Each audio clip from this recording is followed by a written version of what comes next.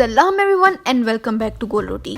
आज जो मैं रेसिपी बना रही हूँ ना, वो मेरी अपनी नहीं है, वो मैंने किसी और के चैनल से चोरी की है और जो ओरिजिनल वीडियो है ना, उसका लिंक मैं डिस्क्रिप्शन में दे दूंगी। ये रेसिपी देखी, मैंने कहा यार ये तो मिलती जुलती रेसिपी है, इसको जरूर ट्राई करना चाहिए। ये रेसिपी ऑलमोस्ट मेरी नो बेक चॉकलेट केक वाली है, जो कि मेरी इस चैनल पे सबसे पहली रेसिपी थी। अगर तुम लोग मेरे पुराने व्यूवर हो तो तुम लोग को पता ही होगा, जिसको मैंने गरीबों का फैंसी केक कहा था। ऑलमोस्ट मिलती जुलती रेसिपी थी, लेकिन इसमें एक दो चीजें आगे पीछे थी। मैंने कहा यार इसको तो ट्राई करना ही करना है। इसको बनाने में ज्यादा टाइम नहीं लगता, अगर आपके पास 2 घंटे हैं तो उसमें बन जाएगा, और 2 घंटे इसको फ्रिज में चिल होने के लिए रखना है। तो चलो जी, इसको ना बनाना शुरू करते हैं। सबसे पहले रेसिपी के मुताबिक 2 छोटे छोटे बॉल्स लिए और उसमें डाल दिया 2 टेबलस्पून कोको पाउडर और दूसरे में डाल दिया 2 टेबलस्पून कॉर्नफ्लावर। अच्छा, जो ओरिजिनल रेसिपी थी उसका मैंने हाफ कर लिया था। कोको पाउडर में 1/4 कप मैंने डाल दिया दूध, और कॉर्नफ्लावर में भी 1/4 कप दूध डाल के अच्छे से मिक्स कर लिया। इसकी स्लरी सी बना लेनी है ताकि लम्स ना रहें, जो कि बहुत अच्छा तरीका है। अब जब मैंने अपना कोको पाउडर मिक्स करने की कोशिश की तो मेरे पे इंकशाफ हुआ कि शायद मेरा कोको पाउडर जो है वो वाटर प्रूफ है। ये तो भाई मिक्स होने का नाम ही नहीं था ले रहा। मैं बेचारी थक गई थी, इसको मिक्स कर करके हो ही नहीं था रहा। फिर मुझे याद है कि मुझे इसमें कॉफ़ी भी डालनी थी। रेसिपी में नहीं है, लेकिन मुझे क्योंकि कॉफ़ी और चॉकलेट का कॉम्बिनेशन बहुत अच्छा लगता है तो मैंने इसमें 1 टीस्पून कॉफ़ी डाल दी। आप चाहो तो स्किप कर दो, मत ऐड करो। ये कीड़ा सिर्फ मुझे ये है कि मैं कॉफ़ी हर चॉकलेट वाली चीज़ में डालती हूँ। उसके बाद एक पैन में ले लिया दूध 2 कप। जब दूध में उबाल आ जाए तो उसमें डाल देना है अपना कोको पाउडर और कॉफ़ी का मिक्सचर। ये डाल के इसको मिक्स किया, 1-2 मिनट के लिए कुक किया। उसके बाद हमें चाहिए चॉकलेट। अब चॉकलेट इसमें चाहिए थी 125 ग्राम इन टोटल, और जो मेरी चॉकलेट है ना, माशाल्लाह से उन्होंने उसके ऊपर लिखा हुआ है कि एक स्टिक 25 ग्राम की है। तो मैंने उस हिसाब से ना कैलकुलेशन की कि 25-25 होते हैं 50, 50-50 होते हैं 100। तो मतलब मुझे इसकी 5 स्टिक्स चाहिए इन टोटल, और फिर इन 5 स्टिक्स का मैंने करना है हाफ, क्योंकि हाफ जाएगी दूध के अंदर और हाफ की बनेगी चॉकलेट गनाश। तो इसलिए मैंने इसको जितना ईमानदारी से हो सका मैंने इंसाफ किया। इन टोटल 62 ग्राम चॉकलेट ली और मैंने उसको इसमें डाल दिया। इसको भी थोड़ा कुक किया, अच्छे से मेल्ट कर दिया। चॉकलेट जब मेल्ट हो जाए तो फिर उसके अंदर जाएगी अब हमारी जो कॉर्नफ्लावर स्लरी थी। अब जो रेसिपी मैंने बनाई थी इस चैनल पे सबसे पहली थी, उसमें गया था मैदा, बहुत सारा मैदा। इसमें है थोड़ा सा कॉर्नफ्लावर है और बहुत अच्छा रहता है, बहुत ज़्यादा इसमें चीज़ें नहीं डलती। इसको थोड़ा कुक होने दिया, जब 2-3 मिनट ज़रा कुक हो गया तो उसमें डाल दिया 1/3 कप चीनी का। अब अगेन आप एडजस्ट कर सकते हो, आपको मीठा ज़्यादा पसंद है ज़्यादा कर लो। इतना मेरे हिसाब से इतना काफ़ी था, बहुत ज़्यादा मीठा नहीं था और फीका भी नहीं था।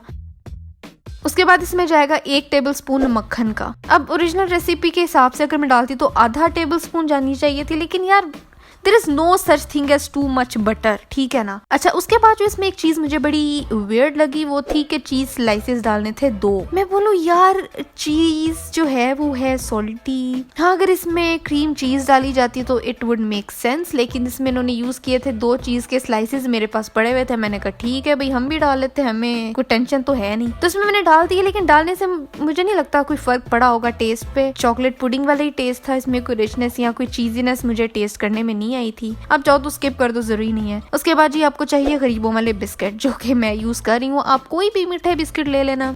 अब आपके पास वहाँ पे कौन से अच्छे वाले मीठे बिस्किट अवेलेबल हैं मुझे तो नहीं पता, वो तो आप ही अब मैनेज करोगे। इस तरह से एक लेयर लगा दी एक डिश में बिस्किट की। उसके बाद उसके ऊपर मैंने लगा दी पुडिंग की लेयर। उसको बड़े अच्छे से थिनली सारा फैला देना है, मोटी लेयर नहीं लगानी, पतली लेयर, बारीक लेयर ही काफ़ी है। उसके बाद इसी तरह से पहले बिस्किट्स की लेयर, फिर पुडिंग, फिर बिस्किट, फिर पुडिंग, फिर बिस्किट, फिर पुडिंग। ये कुछ करते रहना है हमारी ज़िंदगी में, और कुछ करने को है नहीं, हम यही करेंगे। अब तो वैसे भी पबजी भी बैन हो गई है, तो यार उठो ये बनाओ, पबजी छोड़ो ये बनाओ उठ के। मुझे पता है लड़कियां भी लगी होती हैं खेलने, आई नो, मैं खुद खेल रही होती हूँ। तो यार ये बना लो आज उठ के, और इसकी ना मुझे तस्वीर ज़रूर दिखाना इंस्टाग्राम पे। अब जब हमारे सारी लेयरिंग हो जाती है उसके बाद हमने बनानी है गनाश, जो कि मैं कुछ 20 करोड़ दफ़ा बनाना सिखा चुकी हूँ, लेकिन मैं फिर भी बता देती हूँ। एक पैन में मैंने ले लिया 1/3 कप क्रीम का, और उस क्रीम में मैंने वही 26 ग्राम चॉकलेट डाल दी, जो कि याद है हमने पहले आधी आधी की थी, उसके आधा हिस्सा हमने दूध में डाला था, आधे की गनाश बनेगी।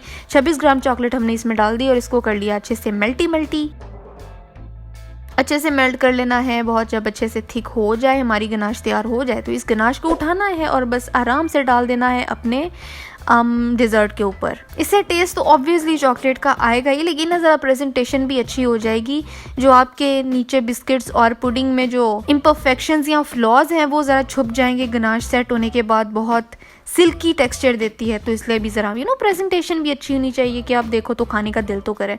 तो इसलिए ज़रा पोले पोले हाथों से इन सारी गनाश को ऊपर लगा देना है और इसको रख देना है फ्रिज में ठंडा होने के लिए।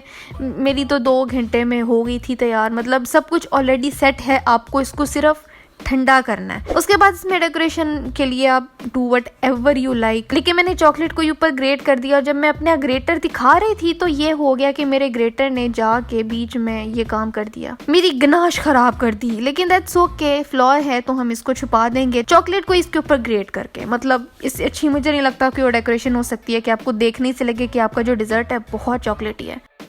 तो ये बहुत इजी है, आपने इसको फिर काटना है और सर्व करना है। हाँ, ओरिजिनल रेसिपी में एक ये काम भी किया था उन्होंने कि जो बिस्किट्स थे ना उनको दूध में डिप करके रखा था, जो कि मैंने नहीं किया क्योंकि बिस्किट्स ऑलरेडी पुडिंग में जाके मशी हो जाते हैं। तो फिर अगर आप उनको दूध में डिप करके पुडिंग के अंदर डाल रहे हो ना तो उनका हलवा बन जाएगा, आपको खाने में कोई टेक्सचर नहीं आएगा, आपके पास चबाने के लिए कुछ नहीं रहेगा।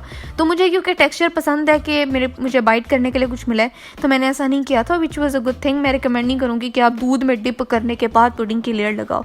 बिस्किट एज इट इज़ ही बहुत अच्छे हैं। और अब अगर तुम इसको ट्राई करो तो मुझे इसकी पिक्चर इंस्टाग्राम पे जरूर दिखाना ताकि मैं इसको स्टोरी पे लगा सकूं। और आज के लिए बस इतना ही था। मेरा वीडियो ये रही, यहाँ देखो सब्सक्राइब यहाँ करो, मेरा पहला चैनल सनस बकर, उसको भी सब्सक्राइब करो। अगली रेसिपी कौन सी चाहिए मुझे भी बताओ और मैं मिलती हूँ आपसे अगली वीडियो में एक नई रेसिपी के साथ।